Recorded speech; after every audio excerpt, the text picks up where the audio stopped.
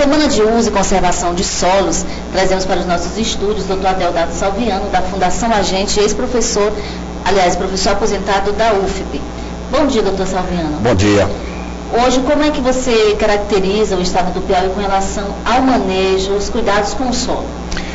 O Piauí, de um modo geral, está com uma situação um pouco complicada em termos de conservação, manejo e conservação do solo. Porque o Piauí é um estado que ainda tem muitas áreas para explorar, mas ainda não tem um sistema, não tem um trabalho maior em termos de recuperação, conservação e manejo de solo e água. Hoje, quais são as maiores problemáticas no estado do Piauí com relação à erosão do solo? A maior problemática hoje com relação à erosão, você tem hoje algumas áreas com um processo de erosão já violento, que é o caso da grande região de Giboés, onde o processo de desertificação é muito grande, algumas áreas com vossorocas muito grandes no Cerrado Piauiense, o próprio sociedade piauiense pode observar ao longo das estradas aspecto de assoreamento, de erosão ao longo de todas as estradas do Piauí. Esse ano que passou, foi o ano passado, não é isso? Isso. Foi elaborado o Plano Nacional, o Plano Estadual de Combate à Desertificação. Fala-nos um pouco desse plano, o que aborda, quais são as principais ações? A ideia é que o Piauí tivesse um documento, um projeto para combater a desertificação. Por quê? Porque o Piauí tem dois aspectos muito vinculados à questão da desertificação. Tem a questão da região que é semiárida e pela própria definição da ONU, já é uma área propícia à desertificação, e tem uma área mais úmida, que é a questão da região de Giboés, que tem um grande processo de desertificação. Então o Piauí precisava de ter um programa, um projeto elaborado no sentido de ouvir a sociedade pudesse participar agora de um trabalho ou de uma política pública de combate à desertificação.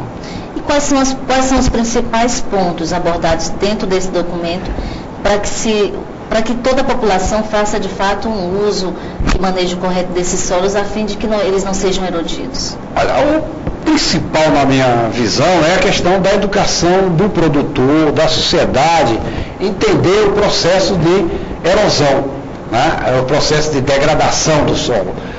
A sociedade, de um modo geral, fica muito alarmada quando vê na televisão o que aconteceu no Rio de Janeiro no ano passado, aquelas avalanches de terra pelo processo de erosão. No ano atrasado foi em Santa Catarina. Então isso chama muito a atenção da sociedade. Mas a sociedade não entende por que aquele processo, quer dizer, o que originou aquilo? O que originou, na realidade, foi a erosão. Então, se trabalha as áreas rurais ou urbanas sem um processo de controle de erosão, controle de velocidade da água, isso aí vai causar um problema de degradação pelo processo de erosão. Então, aqui no Piauí a gente fala muito assim, o assoreamento do rio Parnaíba. Por que o rio está assoreando? Porque ele está trazendo areia das áreas mais altas para as áreas mais baixas. Então, se nós fizermos todo um planejamento de controle da erosão, nós não vamos ter o processo de desertificação, nem vamos ter o processo de assoreamento das áreas. E de que forma os produtores no estado do Piauí, eles podem obter essas informações e fazer de fato a prática correta? Olha, hoje o que se pode falar, assim, nós temos em quase todos, ou em todos os municípios, escritório da Emater. Tem que buscar o agrônomo da Emater, o técnico agrícola da Emater, para começar a fazer as práticas de conservação do solo. Tem que buscar as universidades. Hoje nós temos uma Universidade Federal que tem 2 cursos de agronomia, um curso de engenharia florestal. Nós temos uma Universidade Estadual que tem 5 cursos de agronomia. Vamos buscar essas informações, além das ONGs, no nosso caso, por exemplo, nós estamos na Fundação Agente, vamos buscar as informações para começarmos a trabalhar melhor o nosso solo. No Brasil, se começa a ter, principalmente na região sul e sudeste, a ideia de se falar em produtor de água. O que vinha a ser produtor de água? Na realidade, o produtor de água é aquele agricultor que faz o manejo correto do solo e, consequentemente, da água da chuva. E o que esse produtor de água, ele ganha, na verdade, hoje se fala muito, o novo Código Florestal fala muito da questão do próprio pagamento por serviços ambientais, ou seja, aquele produtor, que ele protege, que ele preserva os recursos, ele vai ter bônus por isso. Ele vai ter bônus por isso. É por isso que o Sul está falando, o Sul e o Sudeste, muito produtor de água, porque eles vão ter bônus por ser protetor de água. Né? Então, por eles fazerem manejo e conservação do solo, isso vai implicar em que a água que caia da chuva, né, precipite, infiltre-se naquela área que caiu, né, e a partir daí toda a movimentação é no subsolo. Então você vai ter sempre a nascente mais reforçada, com mais água, os aquíferos cada vez mais reabastecidos. Então toda uma vantagem você fazer o uso, manejo e conservação do solo e da água. Então, semana que vem, no dia 15, é o Dia Nacional de Conservação de Solos. E o Piauí tem uma agenda de eventos na semana que vem, que vai contemplar ações e exposições, debates, discussões acerca desse tema. Hoje, o que o Piauí tem a comemorar com relação à conservação de solos? Olha, eu acho que o que mais tem a comemorar é despertar dessa ideia, né, de voltar à tona com essa ideia. Por que nós pegamos assim, Dia Nacional da Conservação do Solo? É o dia 15 de abril, uma homenagem a um pesquisador americano que nasceu no dia 15 de abril. Então esse pesquisador foi muito importante nos Estados Unidos, então nós estamos comemorando isso aí. Tudo bem. E daí? E daí é que o Piauí precisa urgentemente acordar para o aspecto. Nós estamos muito discutindo desmatar ou não desmatar, mas ninguém está discutindo a qualidade do manejo do solo. Então não é questão de desmatar ou não desmatar. Como você vai explorar? É isso que tem que se perguntar. Professor, é errado desmatar? É errado? Não. Agora, se desmatar com má qualidade, se o manejar erradamente, aí é errado. Nós estamos numa crise aí de identidade, de meio ambiente, que eu acho belíssimo. Eu acho que o pessoal do meio ambiente tem que gritar, agora tem que discutir com seriedade. Eu sempre digo assim, a agronomia avançou demais devido aos ambientalistas. E vou dar 2 exemplos aqui importantíssimos para o Brasil. É a questão da vinhaça, da cana-de-açúcar, que até 40 anos atrás se usava como lagoa de estabilização. Quem passava 10 quilômetros daquela lagoa era um mau cheiro, era um problema de saúde, etc, etc. Os ambientalistas bateram, a vinhaça hoje virou adubo. Então virou adubo. Matéria orgânica, queima da matéria orgânica. Todo mundo gritava pela queima da matéria orgânica. Hoje o Brasil é um dos países que tem maior área de plantio direto. Ou seja, não se queima mais.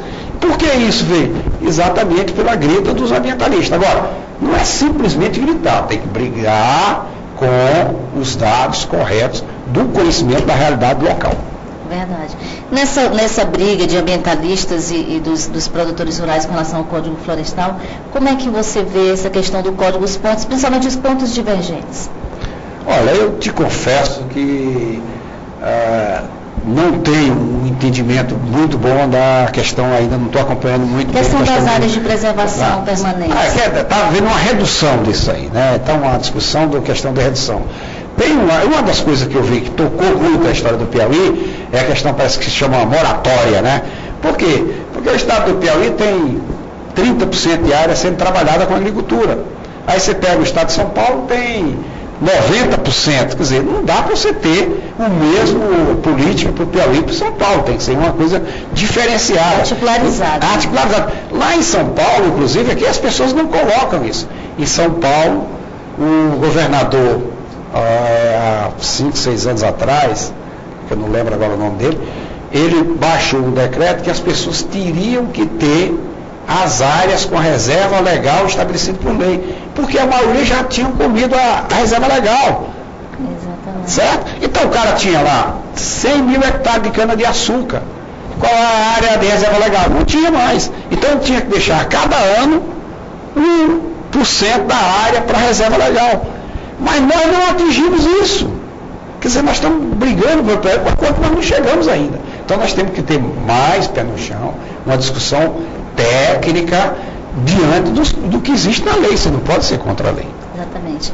Então, doutor Adeodato, aproveitando a oportunidade, para os nossos internautas, os técnicos agrícolas, os agrônomos, e para todos que usam a terra, que eles façam uso realmente sustentável disso, qual o conselho que você dá para essas pessoas que vão trabalhar com solos, que é importantíssimo, na verdade, é fundamental?